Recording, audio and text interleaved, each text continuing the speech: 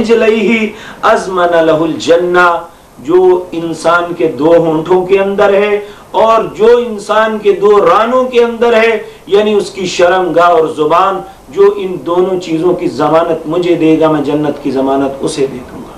یعنی یہ حدیث بتاتی ہے کہ جو انسان ان کی حفاظت نہیں کرتا، زبان کی یا شرمگاہ کی یا دونوں چیزوں کی، اس کا مطلب ہے اس کے لیے جنت کی ضمانت نہیں ہے۔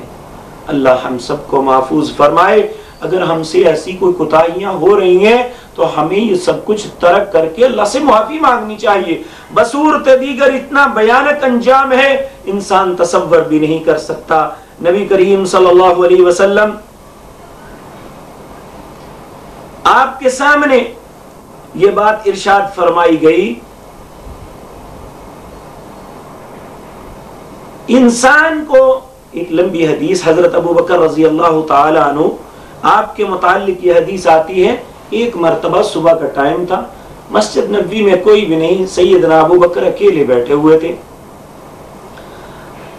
حضرت عمر مسجد میں داخل ہوئے تو آپ نے آوازیں کچھ سنی، جلدی سے اندر داخل ہو کے دیکھا تو حضرت ابو بکر صدیق نے اپنی زبان کو پکڑا ہوا ہے، زور زور سے کھینچ رہے ہیں۔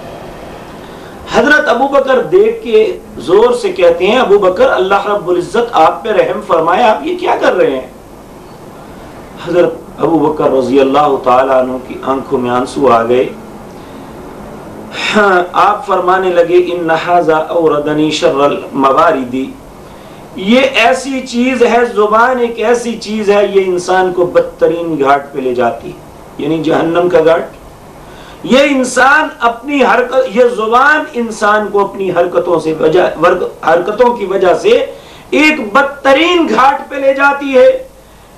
ان رسول اللہ صلی اللہ علیہ وسلم، میں نے رسول اللہ صلی اللہ علیہ وسلم کی زبان مطہرہ سے یہ سنا، آپ ارشاد فرما رہے تھے، لیس شیء من الجسد الا یشکوز رب اللسان علی حدته۔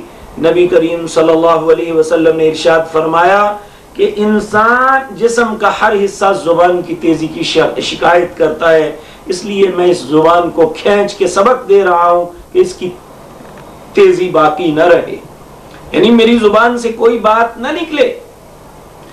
زبان کا ادب یہ ہے، زبان کے لیے اللہ رب العزت کا حکم یہ ہے کہ اس سے نرم لہجے میں گفتگو کی جائے، کیونکہ زبان سے تیز بولنا، بری بری آوازیں نکالنی اور منہ پھاڑ کے بولنا، یہ باتیں اللہ کو پسند نہیں۔ دنیا میں ایک جانور ہے گدھا، اس کے متعلق اللہ نے کہا ہے، انسان کو حکم دے رہا ہے، وَغْضُضْ مِن صَوْتِكَ، اپنی آواز کو آہستہ رکھ۔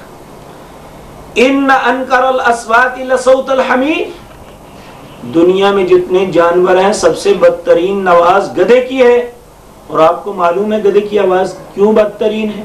اس لیے کہ وہ اتنی زور سے ہانکتا ہے کہ کئی محلوں تک اس کی یہ چنگاڑے جاتی ہیں، تو اس لیے کہا کہ بدترین آواز جو ہے یہ گدھے کی ہے۔ اے حضرت انسان، تو گدھوں کی طرح آوازیں نہ نکال۔ لیکن کتنے افسوس کی بات ہے کہ مسلمان نوجوان، مسلمان بچہ، مسلمان بوڑھا گلیوں میں جاتے ہوئے اتنی بلند آواز سے باتیں کرتے ہیں جیسے کسی گونگے بہروں کے ساتھ باتیں کر رہے ہیں، اور یہ اپنی فخر سمجھتے ہیں کہ مجلس میں بیٹھ کے بہت بلند آواز میں بولنا، حالانکہ اللہ رب العزت کو بدترین یہ بات لگتی ہے کہ انسان زور زور سے بولتا رہے۔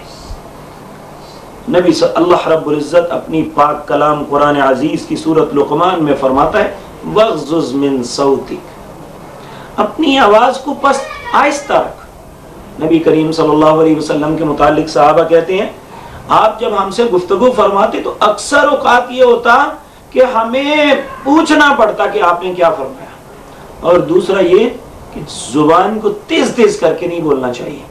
نبی صلی اللہ علیہ وسلم کی سیرت کی کتابوں میں آپ پڑھ کے دیکھیں، نبی صلی اللہ علیہ وسلم جب لفظ بولتے تو بڑے اطمینان سے ایک ایک لفظ سمجھ آتا کہ آپ کیا ارشاد فرما رہے ہیں۔ تیسرا ادب یہ نبی صلی اللہ علیہ وسلم نے فرمایا کہ انسان باتونی نہ ہو، مختصر کلام کرے، مقصد کی بات کرے، اگر مقصد نہیں تو اپنی زبان کو بند کر لے، اور زبان کا حق یہ ہے کہ نرم گفتگو کرے، قولوا للناس حسنا، جب بھی کسی سے بات کرے اچھے طریقے سے۔ دیکھیں اس دنیا میں نبی کریم صلی اللہ علیہ وسلم جیسی پاک ہستی کوئی نہیں۔ اللہ رب العزت کی ذات کے بعد اگر سب سے بلندی کسی کو نصیب ہے تو وہ نبی مکرم صلی اللہ علیہ وسلم ہے، اور آپ کو اللہ کہتا ہے وَلَوْ كُنْتُ فَظًّا غَلِيظَ الْقَلْبِ لَانفَضُّوا مِنْ حَوْلِكَ، اے نبی اگر تو بھی سخت زبان یا سخت دل ہوتا یا سخت گفتگو کرنے والا ہوتا تو تیرے ارد گرد جو لوگ بیٹھے ہوئے ہیں یہ کبھی نہ بیٹھتے۔ وَإِنَّكَ لَعَلَىٰ خُلُقٍ عَظِيمٍ، اللہ نے آپ کو بہت بلند خلق عطا کیا، آپ جیسی گفتگو۔ بلکہ اماں جی عائشہ صدیقہ رضی اللہ عنہا کے دروازے پہ ایک صحابی آیا، آ کے پوچھنے لگا اماں جی میں ایک سوال کرنے کے لیے آیا ہوں۔ آپ نے فرمایا بیٹے کیا پوچھنا ہے؟ عرض کرنے لگا اے اماں جی پوچھنا یہ ہے کہ نبی پاک کا خلق کیا ہے صلی اللہ علیہ وسلم۔ آپ نے فرمایا اے میرے بیٹے کیا قرآن نہیں پڑھا ہوا؟ یہ جو قرآن سارا ہے نبی کریم کا تو خلق ہے، یعنی جو قرآن حکم کرتا ہے اس کے مطابق آپ کرتے ہیں، اور قرآن کا حکم یہ ہے کہ اچھے طریقے سے بات کرو، ادفع باللتی، بلکہ جس سے لڑائی بھی ہو، جو مخالفت میں بھی بیٹھا ہو یا کسی مجلس میں سامنے آمنے ہو گیا تو اللہ رب العزت کا حکم یہ ہے ادفع، یہ نبی کو حکم ہے، ہمارے لیے اس سے بھی زیادہ احتیاط چاہیے۔ نبی کو اللہ حکم دے رہا ہے ادفع باللتی ہی احسن فاذا الذی بینک وبینہ عداوۃ کانہ ولی حمیم،